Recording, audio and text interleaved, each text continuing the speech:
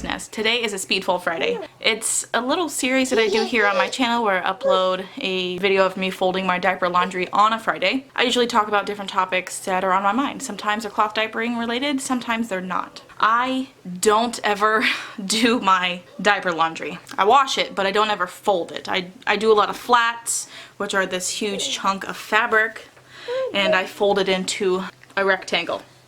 That's a lot of work, and as much as I love flats, that's a little too much work for me. So I keep all of my diapers in a basket. I keep one basket for all of my inserts, which are flats, pre-folds, and inserts, and then I keep one basket for my covers, my pockets, and my all-in-ones. So I'm really lazy when it comes to cloth diapering. I know some people hate flats because they hate folding them, and girl, I'm with you. I do get annoyed with folding flats sometimes, so I literally just throw all of my clean diaper laundry in a basket, and that's how I diaper. I only put up and fold together all of my diapers for videos like this because it's good content for me, because then I get to speak about things that are on my mind, and it's just a fun way to express myself. So that's pretty much what Speedfold Friday is. Let's just jump into it. This topic is something that's fresh on my mind. And if you're watching this in real time, then this is a life lesson that I'm currently in the middle of. As a child, a teenager, and even as a young adult, I've always struggled with the art of learning how to let go. One of the first solid friendships I ever had was when I was a young child. I met Kay when I was 2 years old. When we were 5, she moved suddenly. I had no idea it was happening until she was in her car and driving away forever. I'll never forget the look on her face as she drove away. Face pressed to the glass and tears flooding down from both of her eyes, I felt heartbroken for the first time. That day, I lost my best friend, and I didn't know if I'd ever see her again. Luckily, we met again a few years later, and we are still to this day really good friends. I guess this was my first taste of letting go. But she came back, so maybe that doesn't even count. I was birthed from a mother who, still to this day, has a hard time letting go. I learned a lot of things from my mother, like giving the shirt off my back to someone who needs it, and also learning the joy that comes from feeding other people. However, I also took on some toxic traits that I'm still working on to this day. I can't blame her though, and I never will. She didn't have a mom growing up. She didn't know how to be a mother. She did the best that she could despite her broken heart, but still. Even with all that love, I took on some of her toxic mental health. In the middle of my 3rd grade year, we moved from my childhood home. That place was all I knew. I grew up there and I didn't want to leave my friends behind. I remember laying on the floor of my mom's van, crying my eyes out. She's screaming in the front seat, trying to get me back into my seat and to buckle up. She's threatening that the cops will arrest me for not being buckled up, but I refused. I laid there, on the floor of the van, hiding underneath the seat so no one could see me. I tried to disappear. I laid there bawling my eyes out. She's screaming at me, buckle up, blindly swatting, trying to hit me, totally missing. But I remember in that moment, just having this heart-wrenching feeling of letting go of the life that I had and the friends that loved and supported me. I'll never forget the way that felt. And looking back, it was a bit of an adjustment fitting into a new school, being the new girl. But honestly, it wasn't that bad. And from that new school I moved to, I actually made a lifelong friend by the time I was in 5th grade. My 5th grade year, Ash comes walking in. She was the new student. We were standing in line about to go to the bathroom, and I realized that no one had talked to her yet, so I was the first one to approach her. And she's been in my life ever since. Then came my teen years, where I was faced with all of life's hard trials and tribulations. And still to this day, I'm really hard on my teenage self, but there are so many things that I'm still learning to heal from my teenage self. When I was 15, I got pregnant with my oldest daughter. I had her about 2 weeks after I turned 16. Needless to say, my teen years were a very hard time for me. It came with its own hardships, and a lot of what happened there molded me into who I am today. And that's not to say that I wasn't a shitty person back then, because I really think I was. But I've grown a lot since that girl, and I'm really proud of who I've become.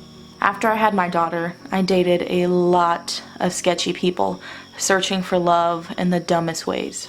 I dated a bunch of people who weren't good for me. Multiple people. And that pattern played over and over and over again in my life, like this loop, this record scratch that just wouldn't stop playing. And no matter how badly I was treated, I always wanted to stay in the relationship. Now, this is not to say that I wasn't a bad person in these relationships, because I absolutely was. But that's the thing about toxic relationships. If you're toxic, or if the other person is toxic, or if you're both toxic, then you should learn to let go. Because some people really magnify the toxicity that lives within inside you. And back then, it didn't matter if I was cheated on with 6 different girls. I didn't care. I craved to be loved, no matter what that meant. And back then, I didn't know what that meant. What did it mean to be loved? What was love?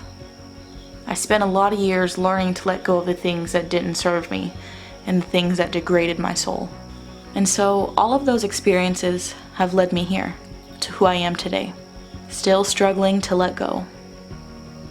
And this week, as I walked through my garden, my heart sank into my chest. This beautiful garden that I've dreamt of for almost a year is finally dying. Dying to disease, dying to fungus, dying to bugs. It all finally hit. I knew eventually this would come, but I did nothing to prepare myself. And sometimes you cannot prepare yourself to let go. There are so many situations in life where you have to let go and you don't prepare yourself. And even though it sounds so silly and minute, I didn't prepare myself to let go of the garden. And my garden has opened my eyes to how I still struggle with letting go. It makes me want to ugly cry and then get raging angry. The way that I see it is, my anger always seems to stem from suppressed sadness. So, as I see my garden dying, I say goodbye, because each year my garden will be different. It'll look different. There won't be the same plants. So these living things, once they're gone, they're gone. So there's a part of me that just gets angry and wants to chop the shit out of them, wants to burn it to the ground. And honestly, that's the duality that lives within me. I used to be a very angry and scrappy person. In fact, if you look back on some of the older videos of mine, you might be able to feel that anger. Like in my 2016 newborn cloth diapers dislike video, I was rewatching that, and I just was so angry. I just had this angry energy about me. And you know, letting go isn't easy. Letting go comes with a weird mix of emotions. Letting go is expressed in so many different facets and ways in our own lives. Letting go might be selling some of your favorite things that you don't want to sell. Letting go might be the death of someone that you love, the loss of a child. Letting go might mean moving to a different state. Letting go might be chopping all your hair off and looking like someone different, because why the heck not? Letting go looks different in every situation and for everyone. There's no one way that letting go looks like. And my garden has taught me a lot about life and a lot of life lessons. And right now my garden has a magnifying glass to my heart. So I'm seeing my flaws. I'm seeing how I've struggled with letting go. And not just now, and not just with my garden, but with everything. I've come a long way with releasing old mindsets that used to hold me down and give me horrible panic attacks all the time. I'd break down, I'd spiral, I'd hyperventilate, and the thing is, back then, I didn't know I was spiraling in my emotions. I didn't know that my emotions were controlling me, dragging me for a loop, taking me where they wanted to take me, holding me down so that I couldn't breathe. The world felt so heavy. The world was crashing on my chest. The world felt so heavy that sleeping was my only way of escaping reality. It was so heavy that most days I couldn't even get out of bed. I couldn't laugh, and I could only smile in selfies to assure those around me that I was okay. But deep down, I really wasn't.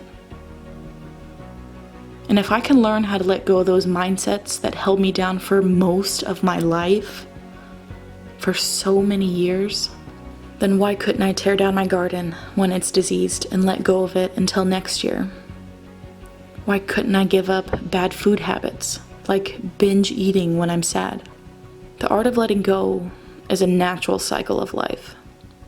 Nature shows us that if we just pause for 1 second and be reminded of that we will see that letting go is a natural process.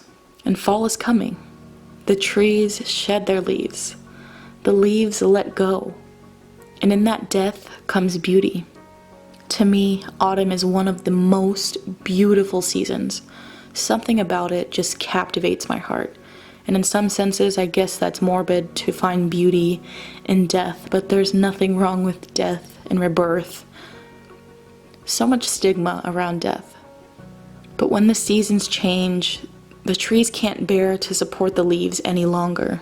The trees need to go within, reflect, preserve, and rest. And when the leaves fall to the ground, they fertilize the ground, giving life to the ground. The leaves then protect the biomes in the soil, feeding and providing nutrients to the dirt as the leaves break down, protecting the dirt for the season that's coming. So letting go isn't about death. Letting go isn't about loss. Letting go is about doing what's necessary to preserve yourself for life's changes. And when you let go, that decision becomes fertile ground for new life and new experiences. We have 4 main seasons: winter, spring, summer, and fall. And in the same way, we each have our own seasons within us: happiness, sadness, anger, and fear. That doesn't mean our seasons line up with the natural seasons of nature. And our seasons don't mean that they last for that long, or that we can't feel a little bit of all of them within 1 week. Letting go is preservation. The trees put on a spectacular show every year. They never get tired of showing off their beautiful golds and oranges and reds and purples. It's like they're saying, hey, look here. Letting go can be beautiful. Let me show you. Come look. Take a look. Please look. Look how beautiful we are. It's all about perspective. If you dive deep enough into the lessons, you'll find the messages and mumbles. And I certainly don't have it all figured out. I'm just a student. I'm just listening. And there's so much more for me to learn while I'm still alive. In fact, I feel like a baby trying to learn the natural language of everything around me. There's so much wisdom waiting to be tapped into, waiting to be recognized, waiting to be looked at, waiting to be felt and acknowledged and grasped. All you have to do is listen. Thank you for sticking to the end. Thank you for holding space and listening to me. Remember to hug the ones you love today. You never know when their last day is. Sending all my love your way. Until next time.